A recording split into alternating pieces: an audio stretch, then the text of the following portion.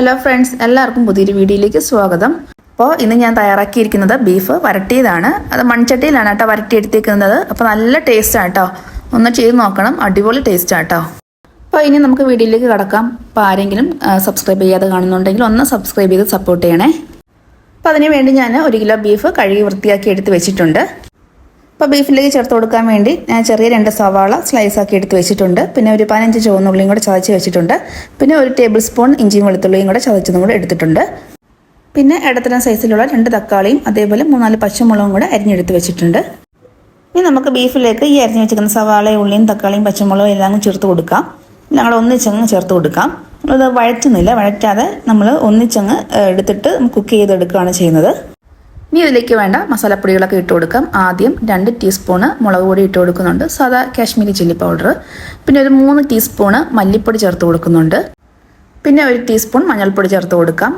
പിന്നെ ഒരു 1.5 ടീസ്പൂണ് നമ്മുടെ പെരിഞ്ചീരകപ്പൊടി ചേർത്ത് കൊടുക്കാം.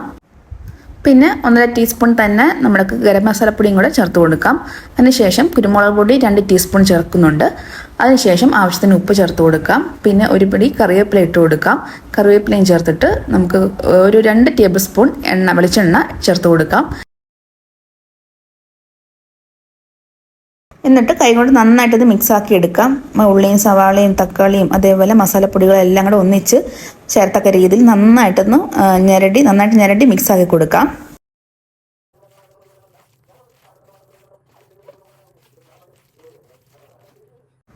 എന്നിട്ട് ഇതിലേക്ക് ഒരു വലിയ നാരങ്ങയുടെ പകുതി ഞാൻ പിഴിഞ്ഞ് ചേർക്കുന്നുണ്ട്. അതും കൂടെ ചേർത്ത് കൊടുത്തിട്ട് നന്നായിട്ട് മിക്സാക്കിയിട്ട് ഒരു അരമണിക്കൂർ നേരത്തേക്ക് നമുക്ക് റെസ്റ്റ് ചെയ്യാൻ വെക്കാം.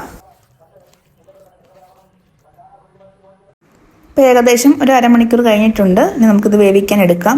അപ്പോൾ അതിന് മുമ്പായിട്ട് 2 ബേ ലീഫും കൂടെ ഇട്ട് കൊടുക്കുന്നുണ്ട്. എന്നിട്ട് ഒരു 1/2 കപ്പ് വെള്ളം കൂടെ ഒഴിച്ച് കൊടുക്കുന്നുണ്ട്. നമ്മൾ ഇത് ചട്ടിയുടെ അടിയിൽ പിടിക്കാതിരിക്കാൻ വേണ്ടി മാത്രമാണ് 1/2 കപ്പ് വെള്ളം ഒഴിക്കുന്നത്. ഇത് തിളയ്ക്കും തോറും ബീഫിൽ നിന്ന് ഒരുപാട് വെള്ളം ഇറങ്ങിക്കൊണ്ടിരിക്കും. അതുകൊണ്ടാണ് ഞാൻ 1/2 കപ്പ് മാത്രം വെള്ളം ചേർത്ത് കൊടുത്തത്. ഇപ്പം നമ്മൾ ഒഴിച്ചു കൊടുത്ത വെള്ളം നന്നായിട്ട് തിളയ്ക്കാൻ തുടങ്ങിയിട്ടുണ്ട്. അപ്പോഴത്തേക്ക് ഫ്ലെയിം നന്നായിട്ട് കുറച്ച് വെക്കാം. ഇനി അങ്ങോട്ട് ലോ ഫ്ലെയിമിലിട്ട് വേണം ഇത് വേവിച്ചെടുക്കാൻ വേണ്ടി. അപ്പോഴത്തേക്കും ബീഫിൽ നിന്ന് നന്നായിട്ടങ്ങ് വെള്ളം ഇറങ്ങി വരും. അപ്പം ഇടയ്ക്കിടയ്ക്ക് ഇതേപോലെ ഒന്ന് ഇളക്കി ഇട്ട് കൊടുക്കണം. കാരണം ചട്ടിയിൽ പെട്ടെന്ന് അടിയിൽ പിടിക്കും. അപ്പോൾ ഇതേപോലെ 5-10 മിനിറ്റ് ഇടവിട്ട് ഇതേപോലെ ഒന്ന് ഇളക്കി ഇട്ട് കൊടുക്കണം. അല്ലെങ്കിൽ പെട്ടെന്ന് അടിയിൽ പിടിക്കും കേട്ടോ. ഇപ്പോൾ ബീഫിൽ നിന്ന് എല്ലാം നന്നായിട്ട് വെള്ളം ഇറങ്ങിയിട്ടുണ്ട്. ഇനി ഈ വെള്ളം നന്നായിട്ട് വറ്റി വരണം. നല്ല ലോ ഫ്ലെയിമിലിട്ട് വേണം ഇത് വറ്റിച്ചെടുക്കാൻ വേണ്ടി. അപ്പോഴേ നമുക്ക് ബീഫ് വേവത്തുള്ളൂ. ഇപ്പോൾ ഫ്ലെയിം കൂട്ടിയിരിക്കുവാണെങ്കിൽ വെള്ളം പെട്ടെന്ന് വറ്റിപ്പോവും, പക്ഷേ ബീഫ് വേവത്തില്ല. എനിക്കിവിടെ 1 മണിക്കൂർ നേരം എടുത്തു കേട്ടോ ബീഫ് വെന്ത് വരാൻ വേണ്ടി. അപ്പം സമയമുള്ളവർ ഇങ്ങനെ ചെയ്യുക. അല്ലാത്തവരാണെങ്കിൽ നമുക്ക് പെട്ടെന്ന് ഇതേപോലെ മസാലയൊക്കെ ഞാൻ ഇതേപോലെ കൈകൊണ്ട് ഇത് പുരട്ടി വെച്ചിട്ട് കുക്കറിനകത്ത് വേവിച്ചെടുത്തതിന് ശേഷം നമുക്ക് ചട്ടിയിലിട്ട് ഇതേപോലെ വെള്ളം വറ്റിച്ചെടുക്കാം കേട്ടോ. അങ്ങനെ വേണമെങ്കിലും ചെയ്തെടുക്കാം. പക്ഷേ ചട്ടിയിൽ കിടന്ന് ബീഫ് വേവുന്ന ആ ഒരു ടേസ്റ്റ് കുക്കറിൽ വെന്ത് കഴിഞ്ഞാൽ കിട്ടത്തില്ല കേട്ടോ. ഇപ്പോൾ ബീഫിലെ വെള്ളമൊക്കെ ഏറെക്കുറെ വറ്റി വന്നിട്ടുണ്ട്. ബീഫും വെന്തിട്ടുണ്ട്. ഇനി നമുക്കിതിലേക്ക് കുറച്ച് കറിവേപ്പിലയും കൂടെ ഇട്ട് കൊടുക്കാം. കറിവേപ്പില എത്ര ഇടുന്ന അപ്പോൾ അത്രയും മണവും ടേസ്റ്റും എല്ലാം കൂടുതലാണ് അല്ലേ. അപ്പോൾ അതും കൂടെ ചേർത്തിട്ട് ഒന്നും കൂടെ ഒന്ന് വരട്ടി എടുക്കാം. അപ്പോൾ ബീഫ് വരട്ടിയത് ഇവിടെ റെഡി ആയിട്ടുണ്ട്. ഞാൻ ഫ്ലെയിം ഓഫ് ചെയ്തു കേട്ടോ.